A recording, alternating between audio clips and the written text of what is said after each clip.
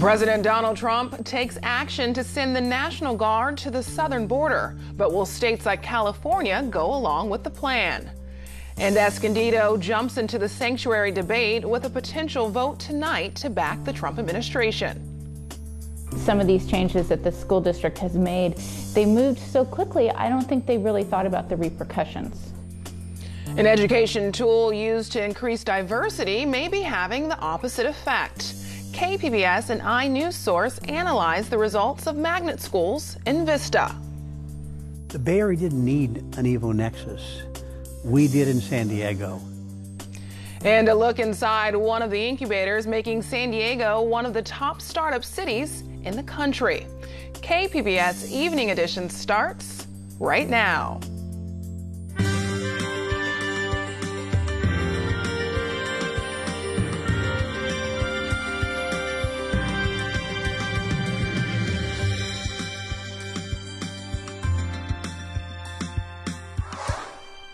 Good evening and thanks for joining us. I'm Ebony Monet.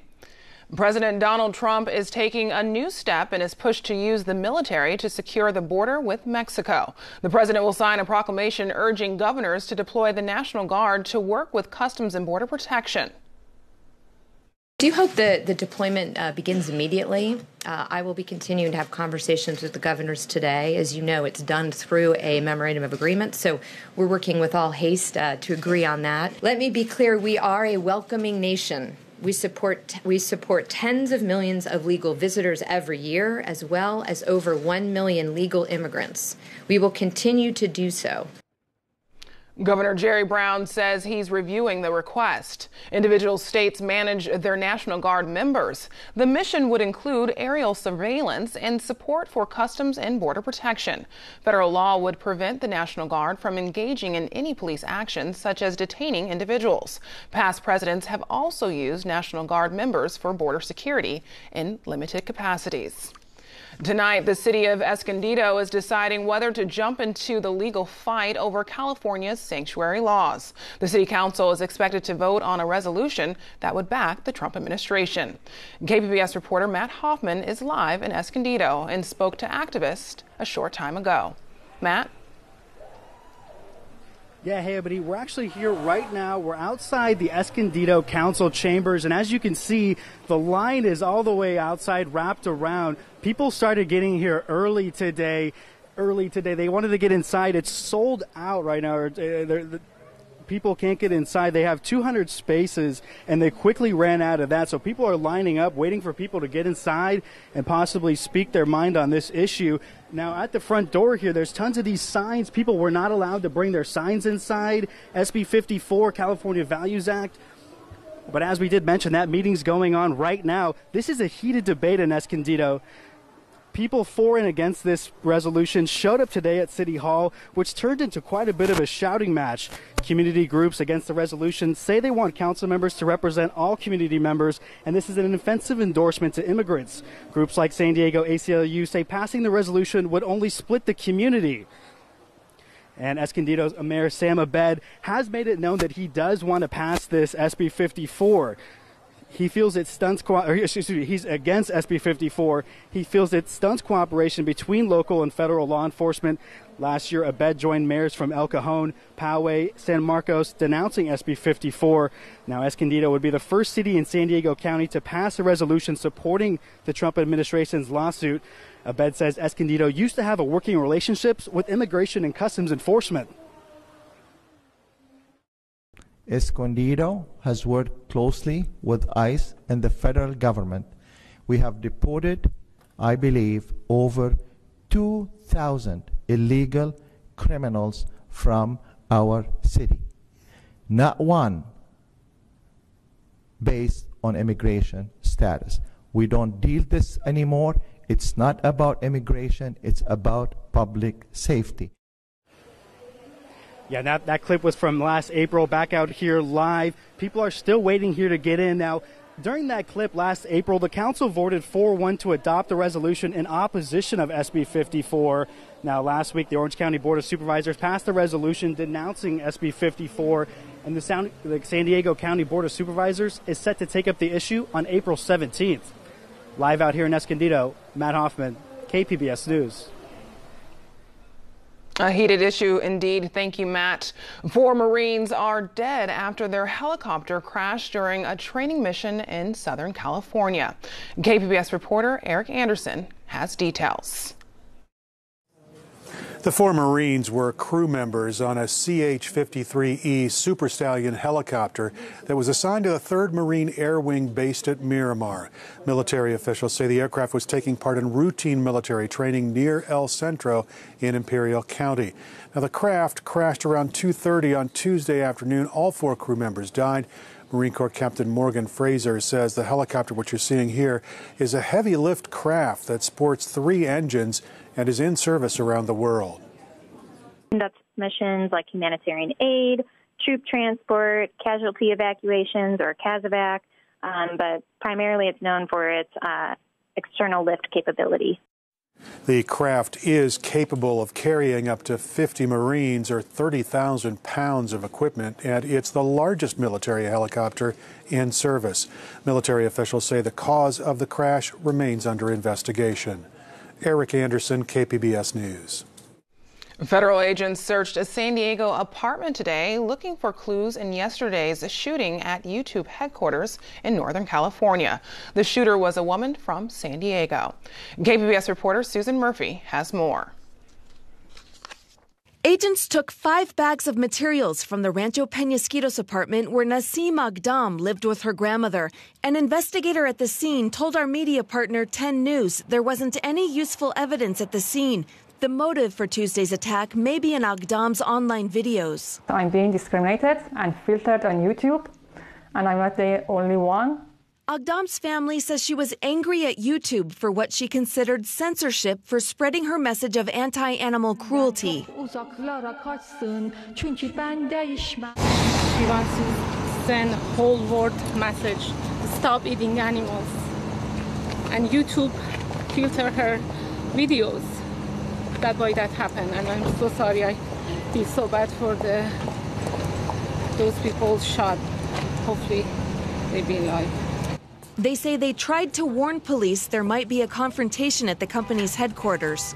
They said she was angry of YouTube, so be careful. And police said we are going to watch her, but they didn't watch her. But Mountain View police say when they talked to the family, no one mentioned a potential threat or possible attack against YouTube. KQED's California Report host John Sepulvedo talked to the family in their home in Menifee this morning. He says Agdam's mother was sobbing and the others looked devastated. He says the family told him about a recent relationship problem. And there was also a concern that the woman was not using her life in a way that her family approved of. And what I mean by that is that it seemed that they were talking about professional prospects and things like that. Agdam shot and wounded 3 people before turning the gun on herself. Her family says today would have been her 38th birthday. Susan Murphy, KPBS News. From his hometown of Atlanta to the place of his death in Memphis, it has been a day to remember Dr. Martin Luther King, Jr. King was assassinated 50 years ago today on April 4th, 1968, outside a motel in Memphis, Tennessee. The MLK Memorial in Washington, D.C. also held a tribute to the late civil rights leader. We remember all too well the day that our nation once again had to face the violence that is racism, as it took the life of Martin Luther King Jr., just as it had taken the life of Emmett Till, of Medgar Evers, the 4 little girls from Birmingham, and countless others. President Donald Trump also paid tribute today, tweeting out a video message honoring King's legacy. A bill that would boost free speech protections at public universities will not get a full vote in the state assembly. The proposal would have barred administrators from disinviting speakers and would have punished students who harass others over differing opinions. But it didn't make it out of committee. Lawmakers in Sacramento say more money is needed for public universities to avoid another tuition hike. Governor Jerry Brown is proposing a 3% increase in the next budget cycle for the UC and CSU systems. Democratic leaders in the Assembly and State Senate say that's not enough. Governor Brown has said the university systems need to do a better job of managing existing resources. After months of working without a contract, it appears San Diego public school teachers have a deal with the district. The San Diego Unified School Board president says the tentative agreement was reached overnight. The 3-year contract would cover teachers, nurses, and counselors and includes a 2% raise. The tentative deal also provides 3 weeks of paid maternity leave for women in the union who have worked in the district for at least a year. A KPBS and iNews source analysis suggests a civil rights era tool often used to improve diversity in schools appears to be creating a new division in the Vista Unified School District. KPBS education reporter Megan Burks has the story.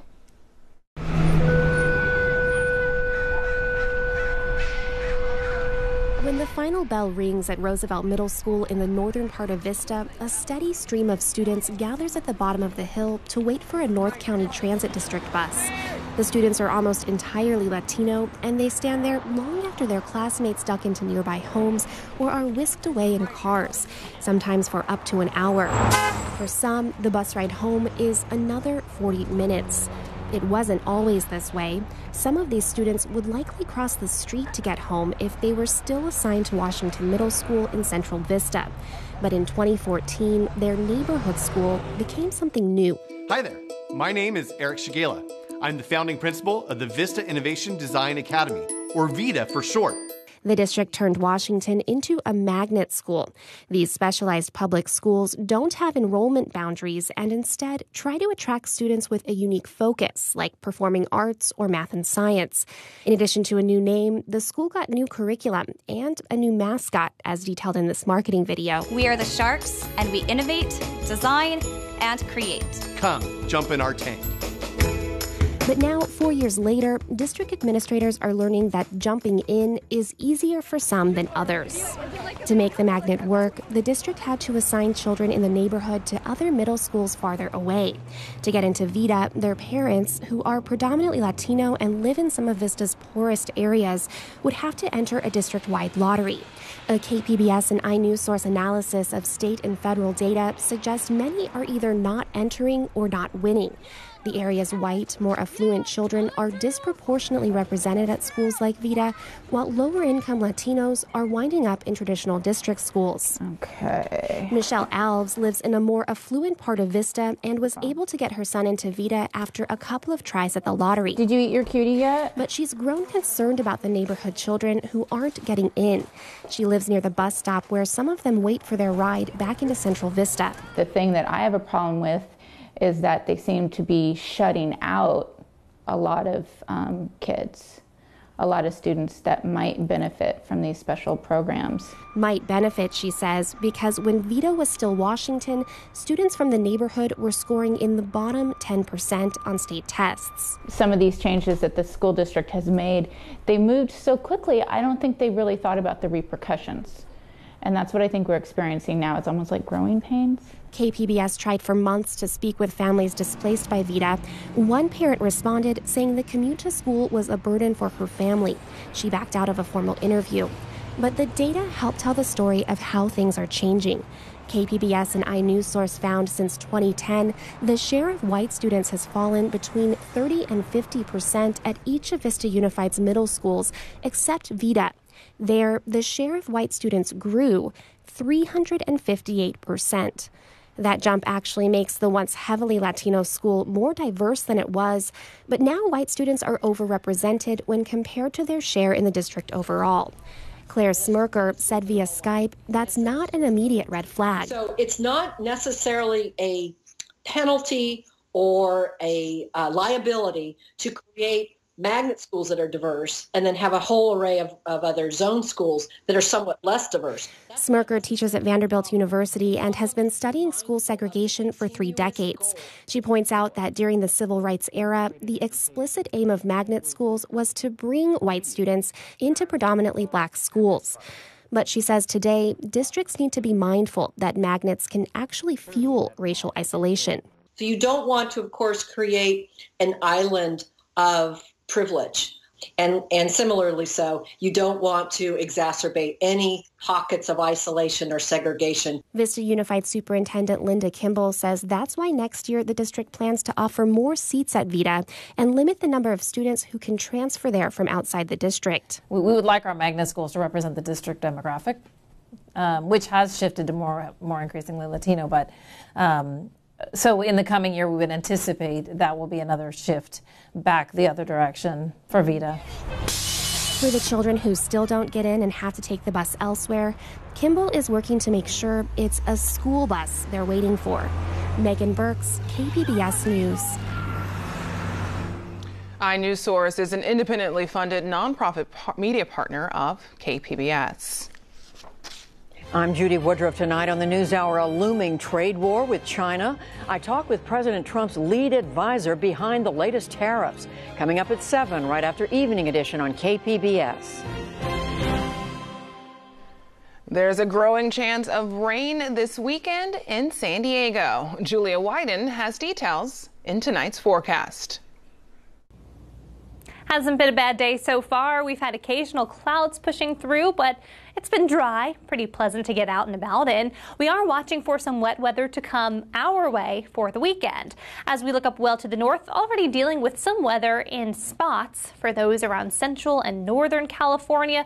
Just a couple of showers, nothing too terribly impressive.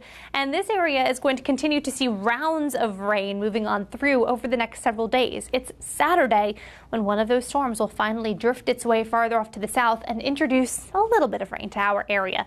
Not a total rain out of a day. I think you can still get outside and enjoy some of your Saturday afternoon planned activities. Just maybe want to have an umbrella handy. Looking at our drought monitor, this shows that we really do need to see some more rain. LA under severe drought. A lot of Southern California in a moderate drought, but farther off to the east, that bright red color is where extreme drought is in place. So wet weather is a good thing for right now. Tonight we become cloudy, 57 degrees. No rain in store for tonight. Everyone stays dry. Temperatures are going to be in the low 50s in Oceanside. And let's take a look at what's in store for tomorrow. Warmth going to remain in place as we see those temperatures really feeling rather comfortable. Highs mostly in the 60s to 70s, although farther up to the north and east in the county, we can see temperatures climbing up into the low 90s. Spot showers expected at the coast on Saturday. Let's go ahead and take a look at what we are expecting when it comes to this system. You can see the majority of the rain in the morning hours on Saturday will be well off to the north.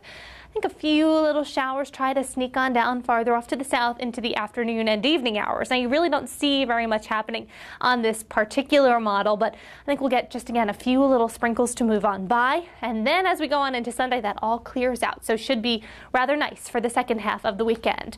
Inland will have temperatures in the low 70s and looking at some showers around on Saturday.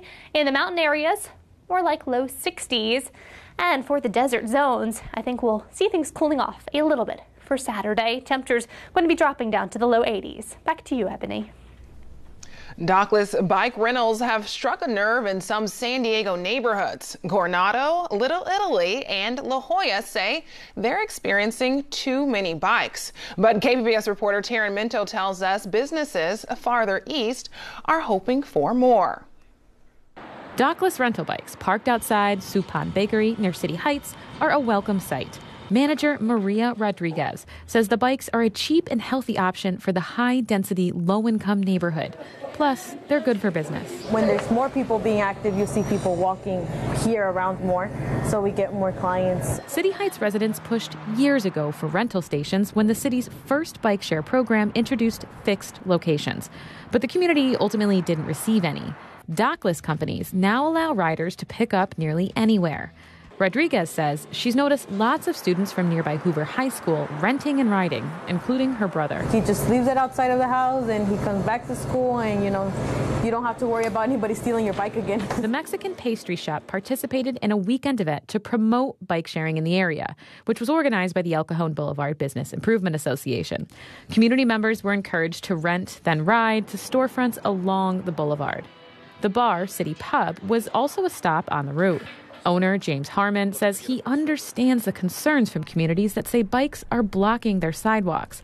but he calls this a growing pain. Eventually, if we can get to the same spot where a city like Amsterdam is, where there's designated places to leave the bikes and it becomes an integrated part of transportation, ultimately that would help save on carbon emissions and maybe provide a cheaper alternative for people to get around. The City Heights Business Association says it also acknowledges the concerns from other communities, but that it welcomes more bikes in its district. The executive director says he's heard from a few people that the rentals brought them to the City Heights neighborhood for the first time. Taryn Mento, KPBS News. One of the biggest names in San Diego's craft beer scene has been sold. The San Diego Union Tribune reports that a group of investors now owns Green Flash Brewing after the company defaulted on a $20 million loan. Green Flash used the money to build a brewery in Virginia a year and a half ago. The new ownership will continue to operate the local Green Flash facility. In San Diego, a big part of the new economy is the innovation economy. This city was recently ranked as a top destination for startups in the U.S. KPBS producer Ben Lacey shows us how a local incubator is fostering their growth. It's a Wednesday night on the Qualcomm campus, and San Diego's startup scene is humming. Demo Day 2018 is the culmination of months of work by EvoNexus, a local tech incubator for those trying to turn an idea into a game changer. What we do with Ray is we allow a consumer to shop by only having their smartphone available. Think of us as kind of like a social network for video games. We're a social chat marketplace app where you can find people to play with, spectate, and buy and sell goods. I'm Jonathan Romanowski. I'm with Simple Forums, and basically what it is, it's quick HR onboarding. So we don't tell you what to sell, whether it's educational or experiential, but it tends to be fun and it's always personal. Book online, do what you love. These emerging technologies are boiled down to a 4-minute pitch. The audience is filled with influencers and investors. If one of them likes what they see, lives and careers can be changed. I had one of my mentors at Rice University tell me this is gladiator fights. You got to get up there, you got to move the crowd, you got to touch the crowd. EvoNexus is one example of San Diego's growing reputation as a leader in the innovation economy. Recent rankings by the U.S. Chamber of Commerce put San Diego among the top 5 startup cities, alongside Austin, Philadelphia, the San Francisco Bay Area, and Boston. The Bay Area didn't need an EvoNexus. We did in San Diego. Rory Moore is the co-founder and CEO of EvoNexus. Well, the first company that I started in San Diego was Peregrine Semiconductor. It was a chip company that went public on the NASDAQ. Since 2010, Moore has offered his leadership and expertise in building new companies. There were 10 other startups that I was involved with founding.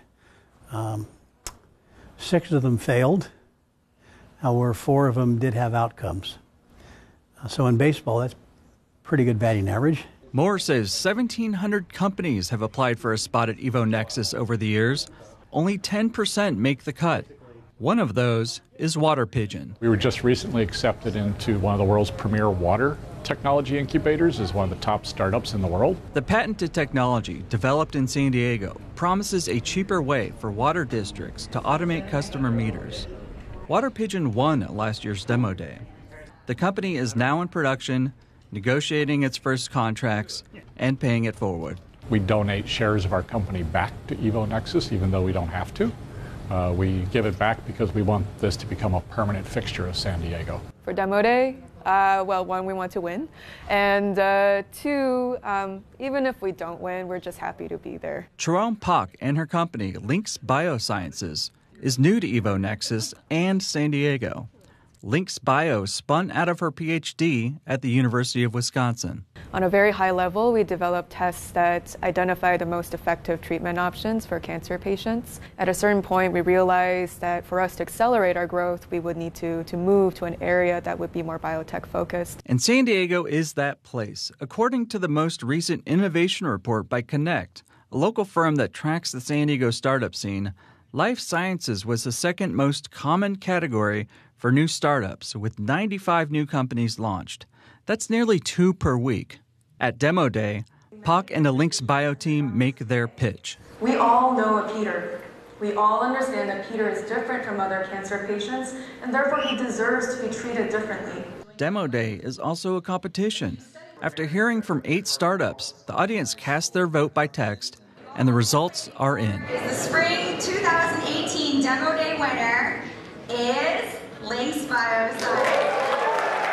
Rory Moore says the goal of EvoNexus is to help one of these startups become the next Qualcomm, Viasat, or like the company he launched, Peregrine, and ultimately an anchor of San Diego's economy, not just the startup scene. And we have some today on this floor that you'll be walking around that have that potential.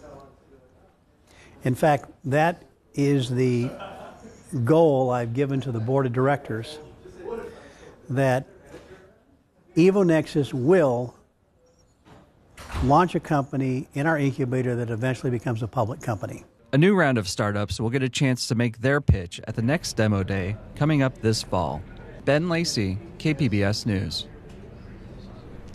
You can find tonight's stories on our website, kpbs.org/evening edition. Thanks for joining us. Have a great night.